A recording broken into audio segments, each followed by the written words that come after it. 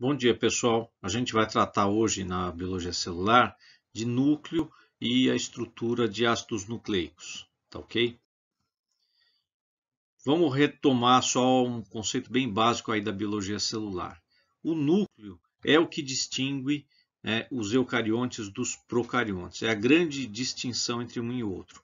Os eucariontes têm núcleo organizado e com uma membrana nuclear envolvendo o DNA, e os procariontes não, eles têm o DNA solto, não está envolvido por nenhum tipo de membrana. Tá?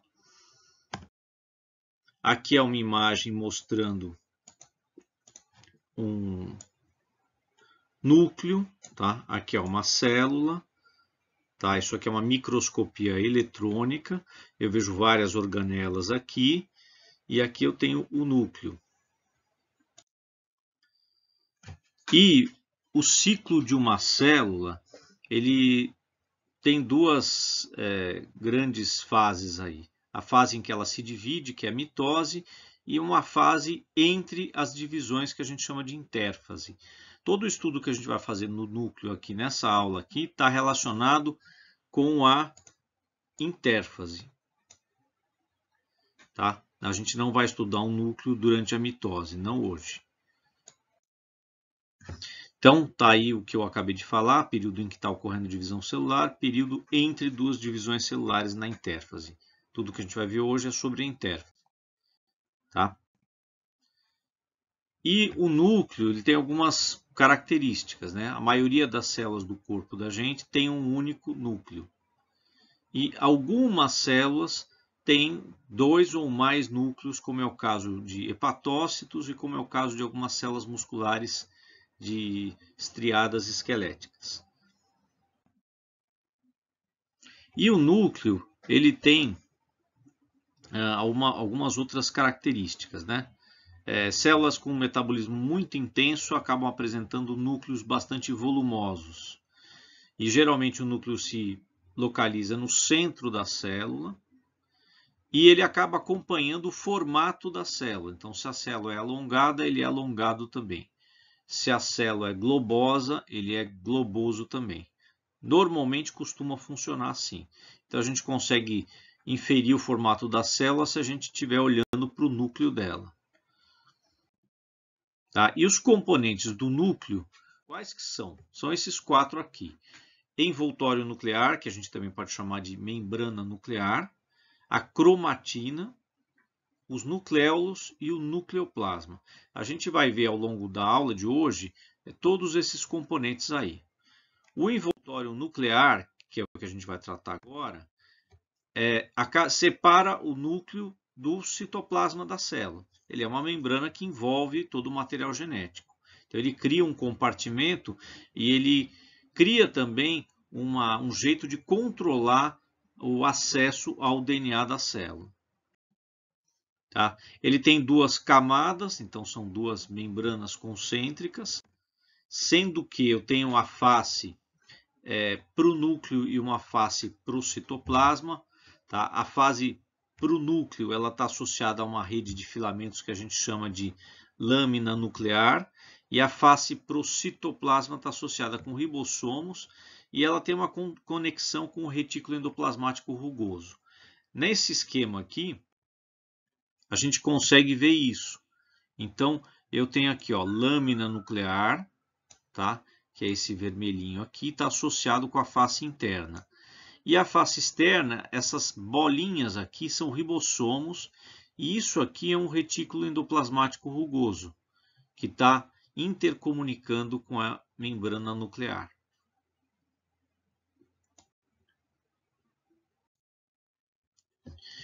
E essa lâmina nuclear que eu falei agora, que fica voltada para a face do núcleo, ela é constituída de algumas proteínas que a gente chama de lâminas, tá? E ela é responsável por manter a forma do núcleo, tá? Manter a ligação de algumas fibras cromatínicas, participa do processo de transcrição do DNA, replicação, expressão gênica e manutenção do citoesqueleto.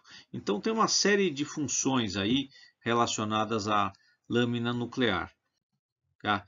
Uma coisa que é interessante é que qualquer mutação nos genes que codificam as proteínas que estão associadas de alguma maneira à membrana celular, elas causam uma série de doenças genéticas que se convencionou chamar de envelopatias. Tá? E aquelas mutações relacionadas à lâmina nuclear, a gente tem um conjunto específico, né, que são as chamadas laminopatias, das quais resultam algumas doenças que dão uma distrofia muscular. Tá? Então, esse é um jeito de relacionar a parte básica, né, constituição celular, com a parte aplicada, que é uma doença genética, tá? Que repercute na saúde da pessoa ou do animal. Outro componente do núcleo são os poros nucleares, que permitem o trânsito de moléculas do núcleo para o citoplasma e do citoplasma para o núcleo. Esse trânsito ele acaba sendo feito utilizando algumas proteínas que funcionam como se fosse uma espécie de táxi ali. Elas grudam no que precisa ser transportado, elas levam até o núcleo, se soltam lá e voltam para o citoplasma, e vice-versa. Tá? Então eu acabo tendo esse transporte.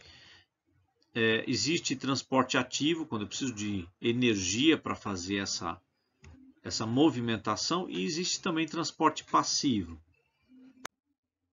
Aqui é um esqueminha mostrando esse poro que eu falei, que também é chamado complexo de poro, né?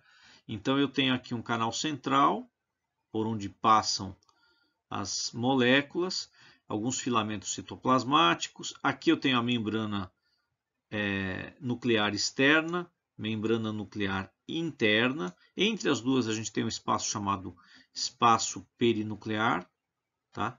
Aqui anel citoplasmático, tá? Então eu tenho esse sisteminha aqui, ilustrando o que é um poro de membrana nuclear.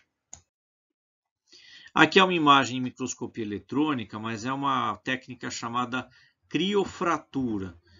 Eles congelam a amostra, fraturam e depois fazem uma microscopia eletrônica e você consegue ver o relevo do lugar. Isso aqui que está aqui, cheio dessas bolinhas, são todos poros de membrana nuclear. Tá? Então, eles evidenciaram os poros. Olha a quantidade de poros. O outro componente que a gente tem no núcleo é a cromatina. O que é a cromatina? Inicialmente, cromatina era atribuída a toda a porção do núcleo que acaba sendo corada e que a gente consegue enxergar na microscopia óptica. Mas isso que a gente está enxergando, o que é, afinal de contas? O resumo é esse aqui. É o DNA associado com proteína. É isso que é a cromatina. Tá? Então, a palavra cromatina, quando vem à cabeça, vocês têm que pensar em DNA associado com proteínas. E a cromatina tem uma organização bem dinâmica, né, que pode se alterar de acordo com a fase do ciclo celular. Tá? Então, aqui eu coloquei no núcleo interfásico, ela se encontra geralmente compactada e, em alguns casos, descompactada. Né? Quando ela está descompactada, ela consegue ser transcrita. Quando ela está compactada, ela não pode ser transcrita, não pode ser lida. Tá? No núcleo em divisão, que é aqui, ó, ou seja, que está sofrendo uma divisão celular, seja mitose ou seja meiose, a cromatina ela fica toda altamente compactada, justamente para poder se dividir entre as duas células filhas. E isso essa cromatina supercondensada que ocorre durante a divisão celular, a gente chama de cromossomo. Então, o que são os cromossomos, afinal de contas? Nada mais são do que a cromatina extremamente compactada durante a divisão celular.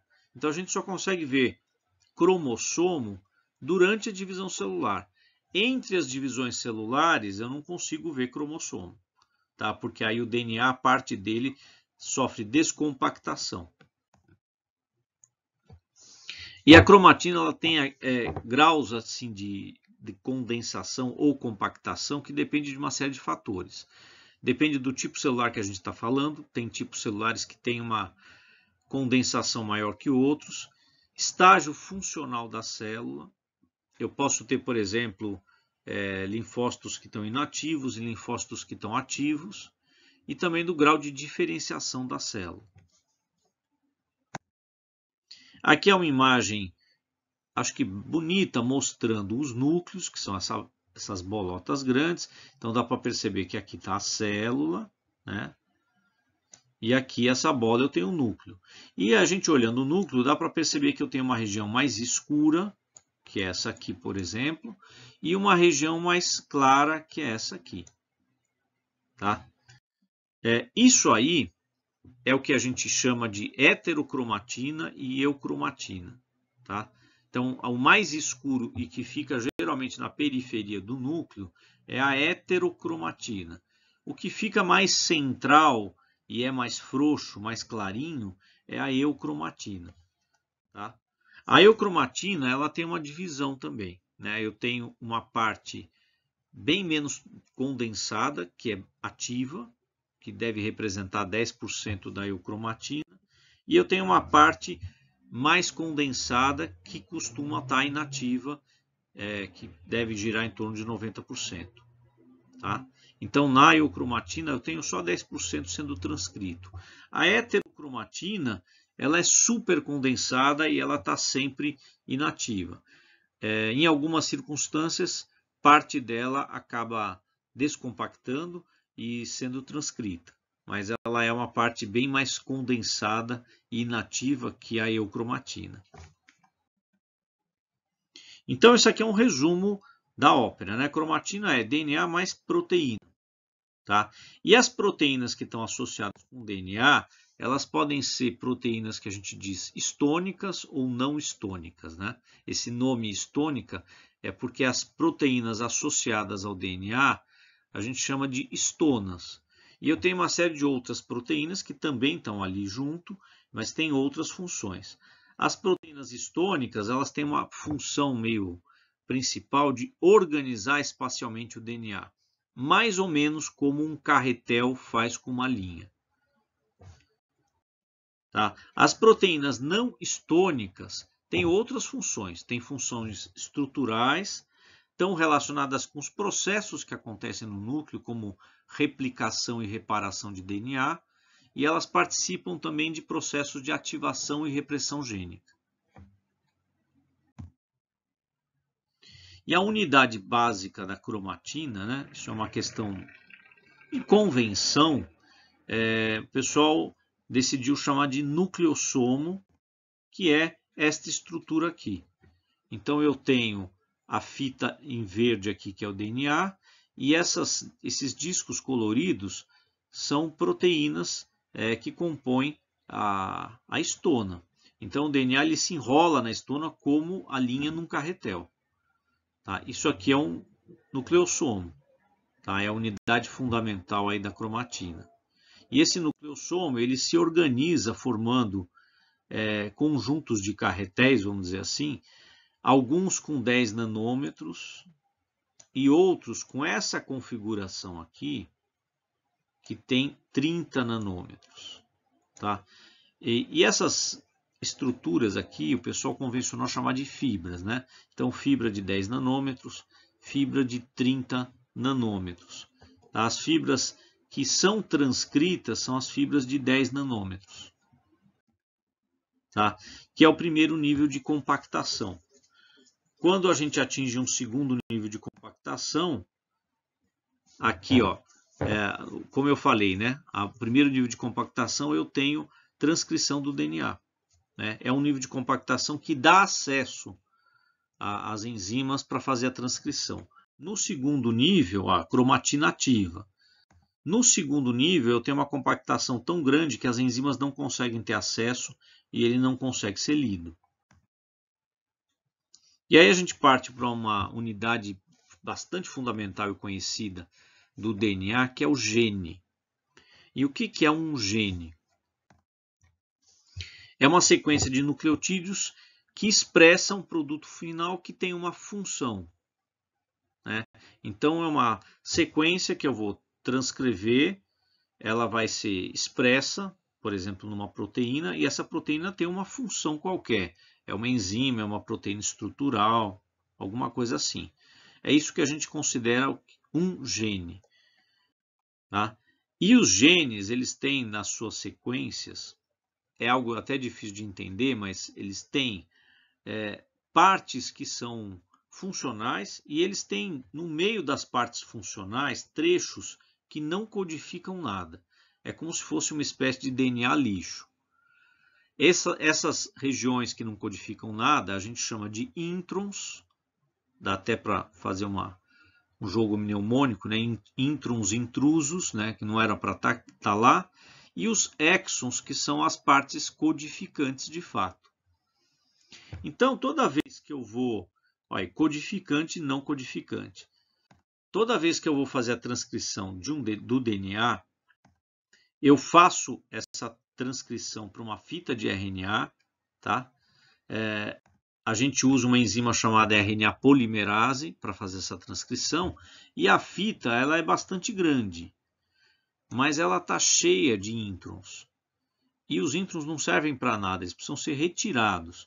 Então existe uma etapa chamada de processamento. Então esse RNA vai ser processado para se transformar num RNA funcional. Tá? Esse processamento que acontece ganha um nome, ele chama splicing. Então no splicing o que eu tenho? Eu tenho remoção e digestão dos introns e a junção dos exons restantes para formar uma fita única aí de RNA funcional. Aqui é um esqueminha mostrando isso. Então a gente tem em vermelho a parte dos exons, ou seja, DNA funcional. Em verde, os introns, que é esse DNA, são essas sequências que não servem para nada, tá? Eu retiro as sequências que não servem para nada e junto as outras. E aí eu formo uma molécula de RNA codificante, tá? Porque eu eliminei os introns do meio aqui da molécula.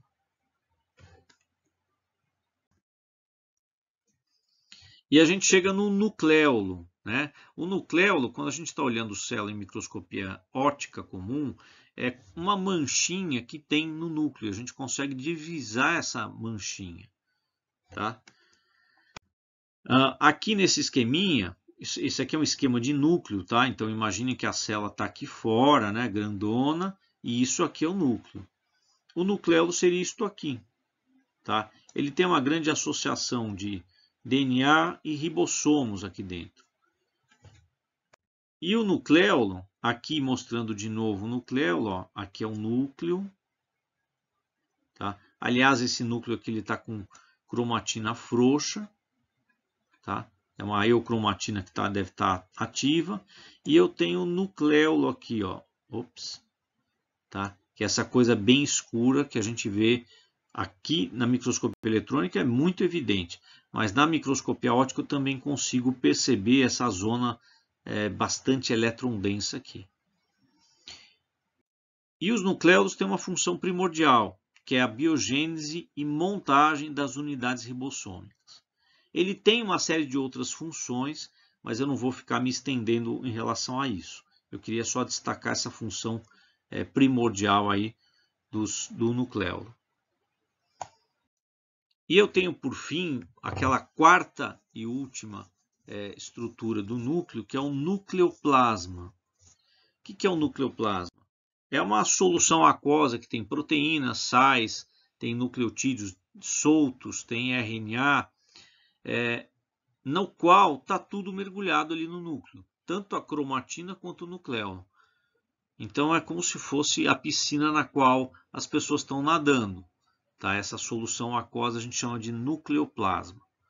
Tá? Então aí com isso a gente fecha todas as estruturas do núcleo, membrana nuclear, cromatina, nucleolo, nucleoplasma.